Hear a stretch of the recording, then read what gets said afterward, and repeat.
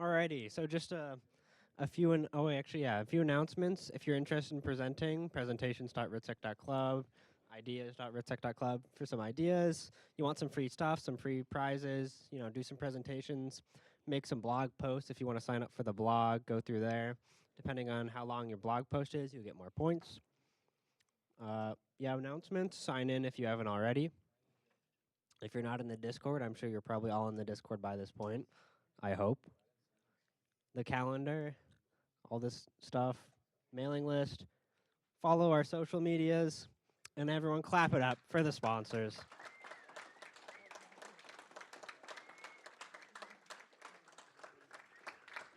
Okay, thank you. All right, some cybersecurity news, some stuff that I found interesting this week. We got memory integrity enforcement, Apple with their new memory integrity software. Yeah, and also the NPM supply chain hack, which affected the NPM package manager. So, the memory integrity enforcement, whole name, whatever, from the Apple article.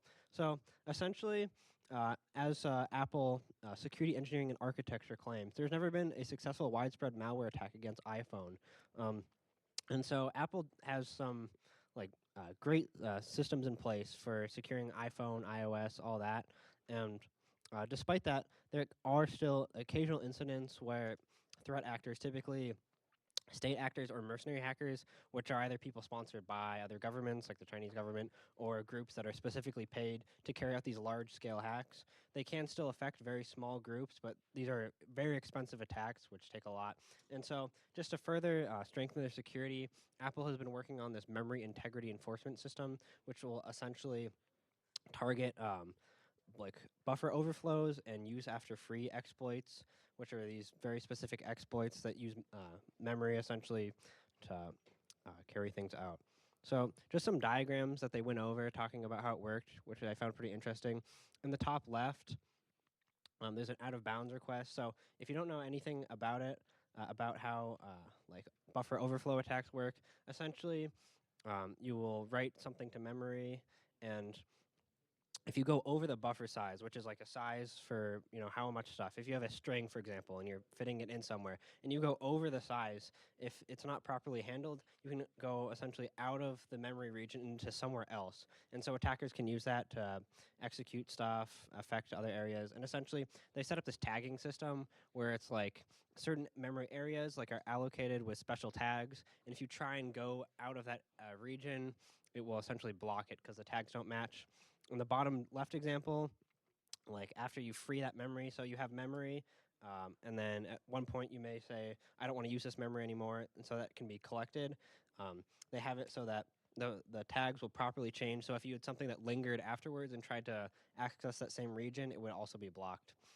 On the left side over here, there's a whole chart of them showing these attack chains, which essentially were blocked by their system. So they worked in collaboration to create this thing. It's all EMTE, which is the Memory Integrity Enforcement. I forget exactly what it stands for, but there's a whole article on it. I linked it in the resources. So if you're interested, I would recommend giving it a read. It's pretty interesting what they did.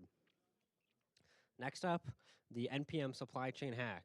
So for those of you who don't know, NPM is a package manager. So when you're working with JavaScript, if you want to install some packages to go along with it, you'll use NPM install whatever. And so there was recently a hack which targeted packages with roughly 2 billion weekly downloads. So these were some pretty massive packages.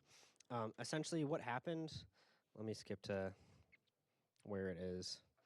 Okay, here's the whole overview of it. So essentially, attacker sent a phishing email to a bunch of developers that worked for NPM, essentially telling him oh, you need to reset your password.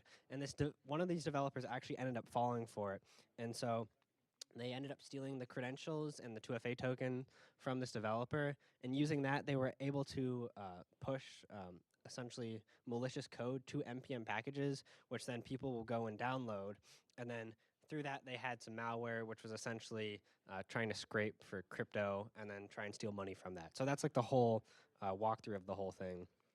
And I also, what I found just makes this interesting, especially for freshmen, is this is how a lot of hacks occurs through phishing. It's not necessarily some crazy exploit. It's sometimes just a person falls for something. and that can lead to larger down the line effects of people just trying to steal money. In the end, the npm developers reverted the changes after I think it said roughly 2 hours, so it's fine. I'll go over the damages later. Here's a full list of all the packages that were affected. So these were some pretty massive packages. So there were a fair number of downloads during the time that they were infected. And as you can see on the left over there is what the phishing email looks like. Um, and so it looks pretty legit. There's not a lot of signs that would give away that it's fake. These emails are getting very professional nowadays, so you have to be very careful. On the right, there's that bottom line, the line 12, is malicious code, and as you can see, it's obfuscated when they pushed, so you can't really tell that anything was wrong. And so when it was pushed, people didn't really question it or anything, and so it was able to get through without issues. Now, this is just a random fun thing I thought that maybe we could do. So, those of you that don't know what phishing is, that is that process I described with using emails or other things. And this is just a Google quiz about phishing. So, if I just put in some info in here. Okay, so these are just some examples of emails that may or may not be phishing. So just around going around the room, everyone that thinks it's phishing, raise their hand. This one looks pretty legit. Everyone says they say this is legit. Phishing, raise your hand if you think it's a legit email.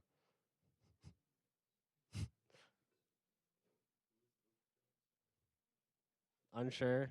Okay, well we'll say it looks legit. So this is actually a phishing email, and if you look at the link where it goes to in the bottom left, drive dash dash Google, is not actually legit. So some of these emails are getting to points where it can be really difficult, and even professionals can fall for stuff like this. Here's another one with Coca-Cola. Do we think this is? Raise your hand if you think this is phishing. A lot of phishing. Yeah, this one's a phishing email. Uh, if you look at the email address that it comes from, it's pretty random. So that one is kind of a giveaway. Let's do one more. Okay, PayPal, invoice, saying $600. The formatting looks pretty good. If we look at the email, service at paypal.com, that seems pretty legit. What do we think? Raise your hand if you think this is legit. Raise your hand if you think this is phishing. Okay, a lot more for phishing. Yeah, this is also phishing. If you look at the note, there's just some stuff that doesn't really add up about it.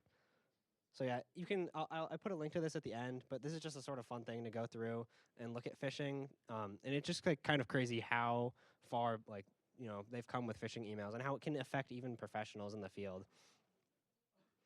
Okay, yeah, there's the chart of everything where it went through a person and then down into the actual software where it affected users. Now, the massive consequences. Do we have any guesses for how much damage this caused? Any millions of dollars, Luca? A few hundred? Okay, let's see. Roughly 5 cents of Ethereum and $20 of a meme coin. Pretty big. I don't know the reason why it was so small, but for whatever reason, the actual effect was tiny. So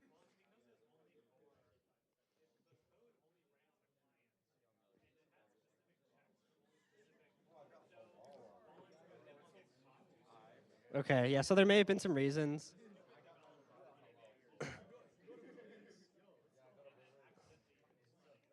Yeah. So there may be some reasons under my sources if you want to check out some of them. The one with Akaido and Security Alliance did a good job covering it.